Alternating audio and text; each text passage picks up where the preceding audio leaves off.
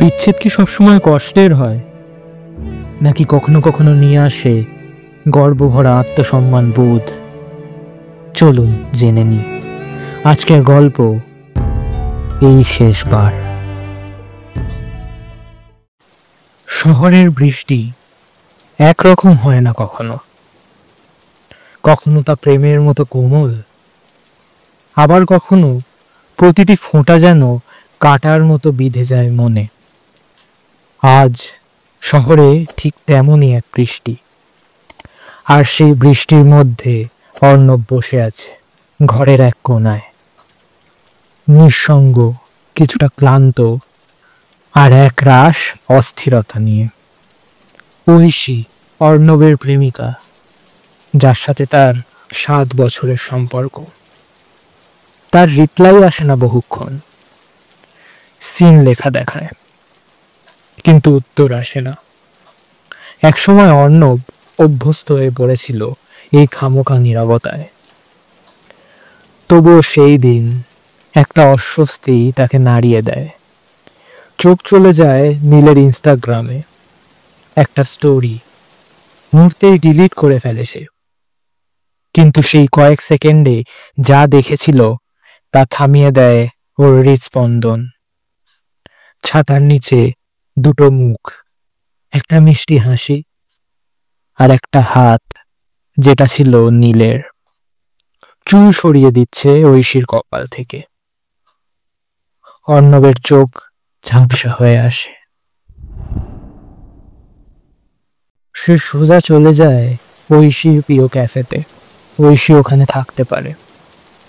সে ভাবে হয়তো ভেতরে গিয়ে বলবে, আমি সব জেনে ফেলেছি, কিংবা রাগে ফেটে পড়বে, কিংবা হয়তো কিছুই বলবে না। কিন্তু দরজার কাঁচের ফাঁক দিয়ে সে যা দেখল, তাতে আর কিছু বলার প্রয়োজন পড়ল না। ক্যাফের এক কোণার টেবিলে ঐশী আর নীল বসে, পাশে একটা ভিজে ছাতা রাখা। ঐশীর চোখে হাসি। নীল কফির কাপে চুমুক দিতে দিতে হাত রাখে ঐশীর হাতে।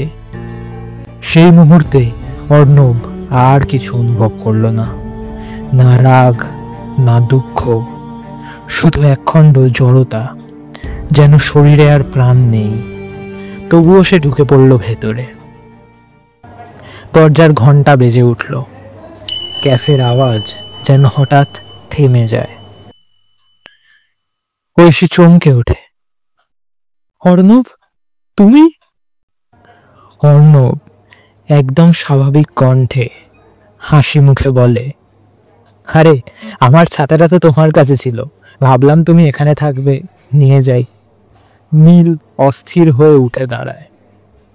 ভাই, এটা যেমন দেখছিস তেমন না রে। আমি একটা ভুল হয়ে গেছে ভাই। ঐশী কাঁপা গলায় বলে, অর্ণব প্লিজ শোনো, আমি বুঝিয়ে বলবো সবটা তোমায়, তুমি যদি একটু সময় দাও। অর্ণব চোখে চোখ রেখে ধীর অথচ দৃঢ় কণ্ঠে বলে, সময় তো দিয়েছিলাম ঐশী, অনেক সময় দিয়েছিলাম। তুমি ব্যস্ত ছিলে। কার সাথে ব্যস্ত ছিলে সেটা আমি আজ দেখতেই পাচ্ছি। অর্ণব একটা দীর্ঘশ্বাস ফেলে। গলার স্বর কিছুটা নরম হয়। আমার সবচেয়ে আপন দুজন মানুষ তোমরা, একজন ভালোবাসা আর একজন বন্ধুত্ব। আজ বুঝলাম আমি তোমাদের আপন ছিলাম না। সে চোখ তুলে ঠান্ডা গলায় বলে, তোমাদের ব্যাখ্যা দেওয়ার দরকার নেই, ক্ষমা চাওয়ার দরকার নেই, কারণ বিশ্বাস একবার ভেঙে গেলে তা আর জোড়া লাগে না। অর্ণব সোজা উঠে দরজার দিকে হাঁটা লাগায়, বেরিয়ে যায় বৃষ্টির মধ্যে, একবারও পেছন ফিরে না দেখে। ঐশী চিৎকার করে উঠে অর্ণবের পেছনে ধাওয়া করে, দরজা দিয়ে বেরিয়ে যায়। অর্ণব, অর্ণব থামো প্লিজ, কথা বলো, আই এম সরি, আমি জানি আমি ভুল করেছি, কিন্তু অর্ণব, অর্ণব। নীলও তাকে অনুসরণ করে। ভাই ভাই তুই ভাই তো বল আমার, অন্তত একবার শুনে যা, আমি তোকে হারাতে চাই না ভাই, ভাই। কিন্তু অর্ণব থামে না। সে এগিয়ে যায় বৃষ্টির ভেতর দিয়ে, নিজের শরীর ভিজিয়ে। পেছনে ঐশীর কণ্ঠ কেঁপে কেঁপে ভেঙে পড়ে। নীলের গলায় অনুশোচনার কাঁপুনি, তাদের পা পিছলে যাচ্ছে ভেজা রাস্তায়। কিন্তু অর্ণবের পা একই ছন্দে চলতে থাকে। সে একবারও পেছনে তাকায় না, কারণ সে জানে আজ কোনো কষ্টই তাকে ভাঙতে পারবে না। সে চলেছে নিজের সম্মানের দিকে, নিজের মতো।